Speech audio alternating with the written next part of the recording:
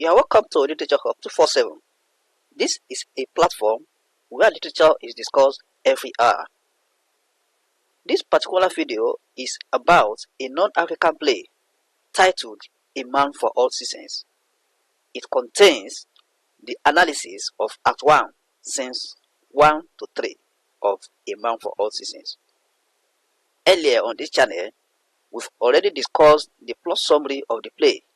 So, if you need the link to the plot summary of A Man for All Seasons, just make your request to the message box that you need the link to the plot summary of A Man for All Seasons, and I will send it to you immediately. Let's go ahead and do the analysis. Act 1, Scenes 1 to 3. The readers are introduced to the play by a monologue by the common man who represents every human. He also serves as a narrator and commentator. The common man in this play plays a lot of roles, and he also represents every human. That is, he wears the character of every human. The common man, also known as Matthew, is Thomas More's servant. He takes around the basket of costumes and props for his various roles in the play. As I told you, he's going to play a lot of roles in that play, and also carrying about the costumes that we'll be wearing. He complains about the roles he has to take is to open a play about royalty and noble class. The common man is disturbed here because he's from a lower class and is now asked to open a play about royalty and noble class. He's now considering how he fits in. How does he perform the role? The common man feels that his status doesn't fit with the roles. He decides to represent it the way it pleases him. That is, now decide to play it the way it pleases him.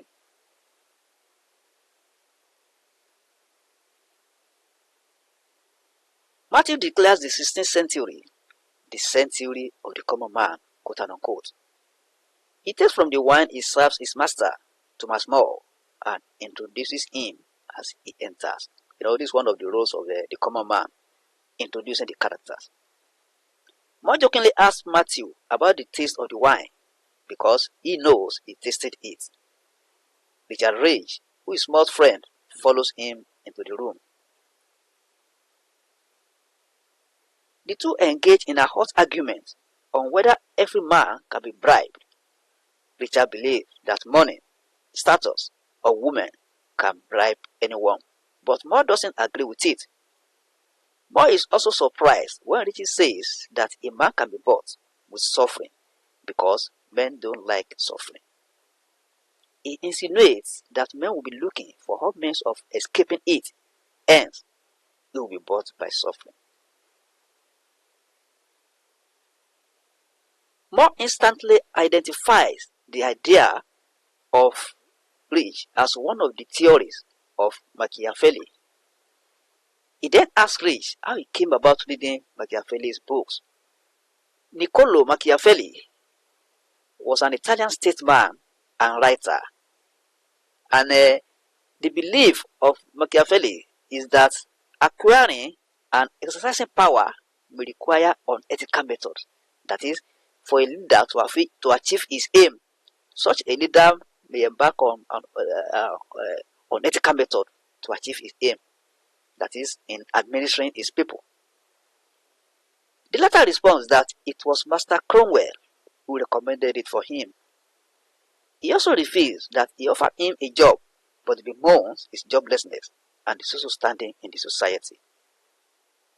Moore says that Dean of St. Paul's School want to offer him a teaching job with a house, a servant, and £50 a year, but Rich has no interest. He's not interested in taking a teaching job. That is Rich. Moore comments that being an administrator or holding an administrative office has a lot of temptations. He then shows Rich an Italian silver cup given to him as a bribe by a litigant. By the time it was given, he didn't realize that it was a bribe. He now wants to get rid of the cup, now that he knows the motives for giving him the cup. Rich says he will sell the cup and use the money to buy some decent clothes. More's wife, Alice, and the Duke of Norfolk enter, arguing over whether a falcon can stoop from the clouds 500 feet to kill a heron. Alice offers to bet for 30 shillings on it, but More discourages her from it and explains that there are such birds. Stewart introduces Margaret as he enters as his master's daughter. That is Thomas More's daughter, Margaret. Rich flatters Norfolk, and Thomas More jokingly tells everyone that Rich is converted to Machiavelli's doctrines under the instruction of Cromwell.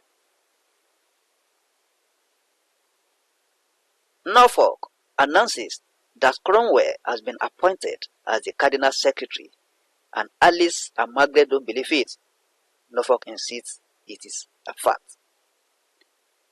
They are surprised that Cromwell, a generally disliked person of a lower status, could get such a position.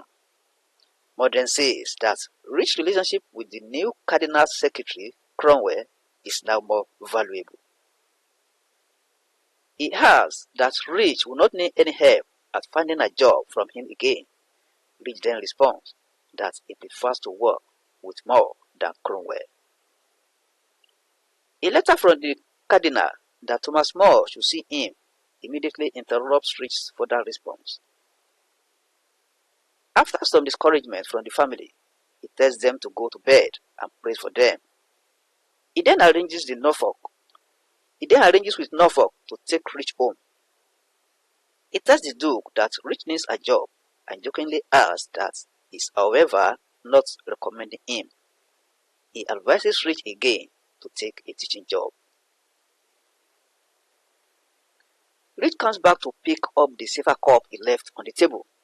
That is the cup that was given to More as a bribe. Stewart tries to stop him from taking it, and he explains that it is a gift given to him. The scene ends with Matthew's comment that Rich will amount to nothing, and that Thomas More, his master, is too generous.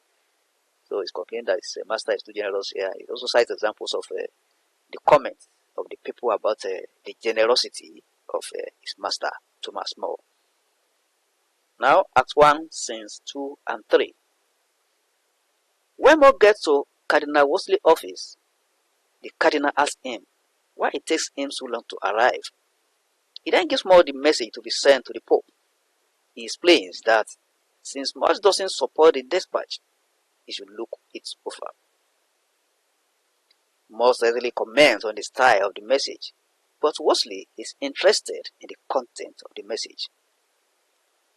More explains that the message is for Cardinal Campeggio and not addressed to the English ambassador to Rome. Wolsey responds that he doesn't address it to the ambassador because he is unintelligent. Wolsey later tells More about the intention of King Henry to divorce Catherine of Aragon, his wife, and marry Anne. King Henry needed a male child as an heir to succeed him. Catherine is believed to be barren since she fails to produce a male child.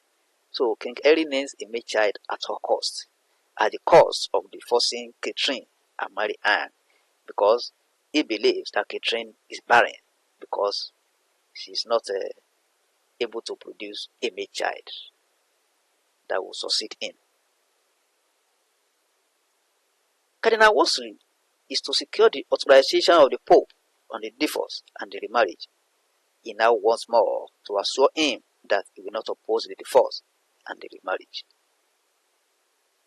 More has already expressed his mind of not supporting it. Wolsey tries to explain to Thomas More the implication of opposing the move.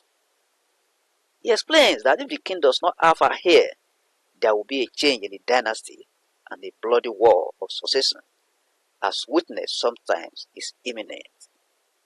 More responds that he prays every day that the queen produces a male child. He also reminds Wolsey about how the Catholic law was set aside to allow King Henry and Catherine to marry in the first instance. This is a flashback. Worsley is surprised that Moore is willing to put his own private conscience above the interests of his country. Moore replied by listening to their own consciences, statesmen will not lead their country into chaos. That's an advice from Thomas More. Let's quote it. Well, I believe when statesmen forsake their own private conscience for the sake of their public duties, they lead their country by a short route to chaos. What More is trying to say is that some of these statesmen don't have conscience. They don't work with their conscience. Worsley laments against Thomas More's moralism and wonders who might replace him as Lord Chancellor while anticipating his own death.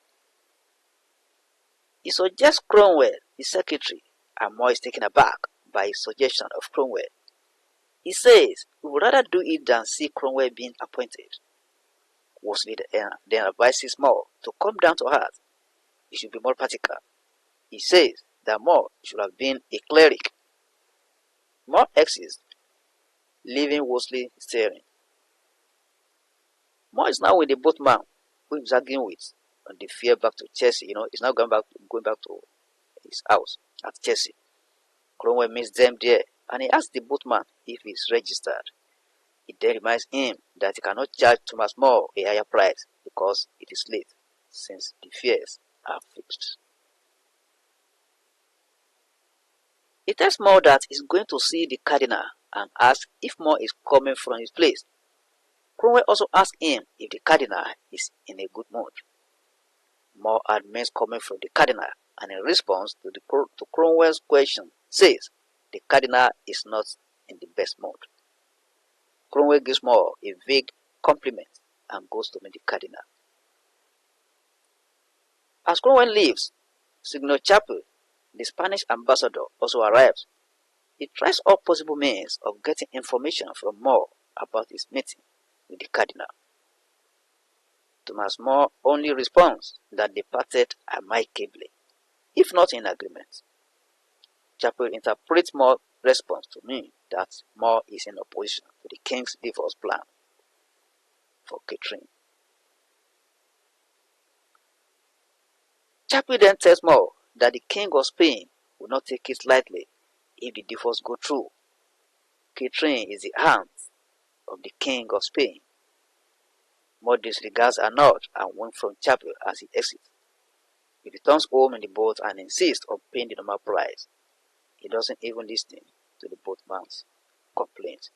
So that's the end of the scene 3 of A Man for All Seasons. So if you are new on this channel, I will advise that you click on the subscribe button so that you have access to our videos, and also click on the bell icon so that whenever any video is produced, you will be notified.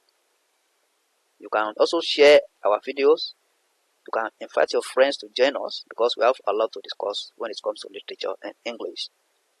Thank you and God bless.